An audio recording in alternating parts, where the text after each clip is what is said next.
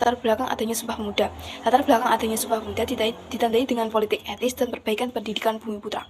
Dalam kebijakannya, politik etis diwujudkan dalam 3 program, yaitu irigasi atau pengairan.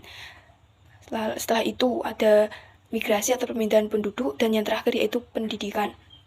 Dalam bidang irigasi, politik etis diimplementasikan melalui pembangunan beberapa infrastruktur.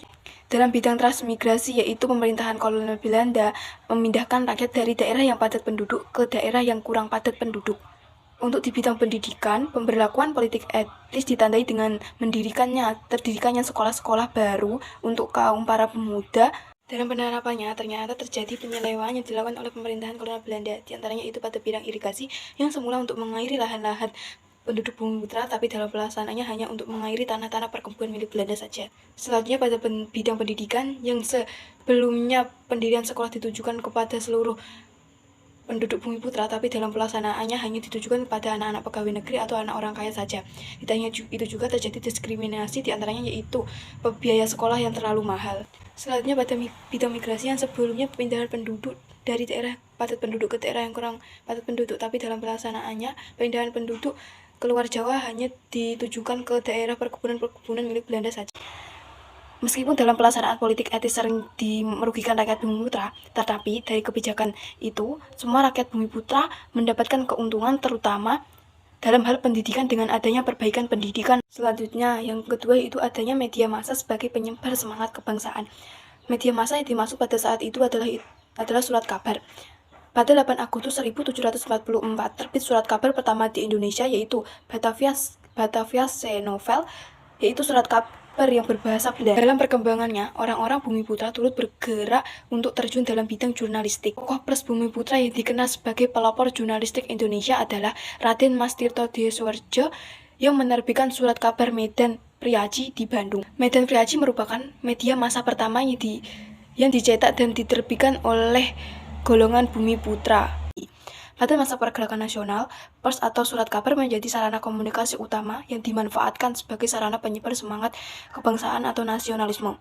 Selanjutnya, yang ketiga itu adanya organisasi pergerakan nasional sebagai tonggak kebangkitan nasional. Yang kedua yaitu pembacaan Ikrar Sumpah Pemuda.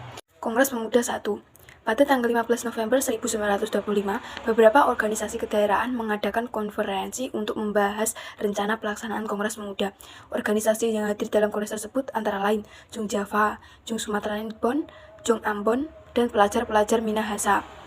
Dan akhirnya, Komite Kongres berhasil menyelenggarakan Kongres Pemuda 1 pada tanggal 30 April sampai 2 Mei 1926 di Jakarta.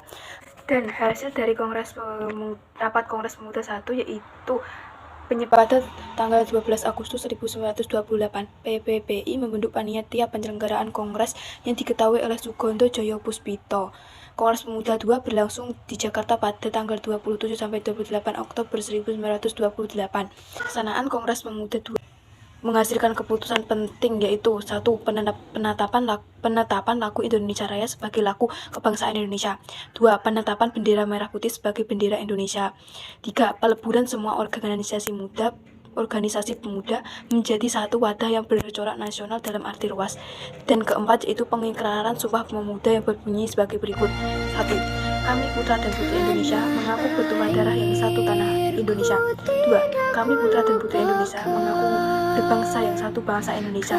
Ketiga, kami putra dan putri Indonesia menjunjung bahasa persatuan bahasa Indonesia. Makna penting Ikrar Sumpah Pemuda diantaranya yaitu sebagai penguat semangat perjuangan kemerdekaan. Kedua yaitu sebagai pengukuh semangat kebangsaan dan persatuan bangsa. Ketiga yaitu sebagai pendorong pertumbuhan bangsa Indonesia. Tidak hanya itu juga, Sumpah Pemuda juga mengandung nilai-nilai, yaitu nilai persatuan. Kedua, nilai cinta terhadap bangsa dan tanah air atau nasionalisme. Ketiga, nilai semangat kebangsaan. Keempat, nilai toleransi. Kelima, nilai semangat persaudaraan. Dan yang terakhir atau keenam yaitu nilai rela berkorban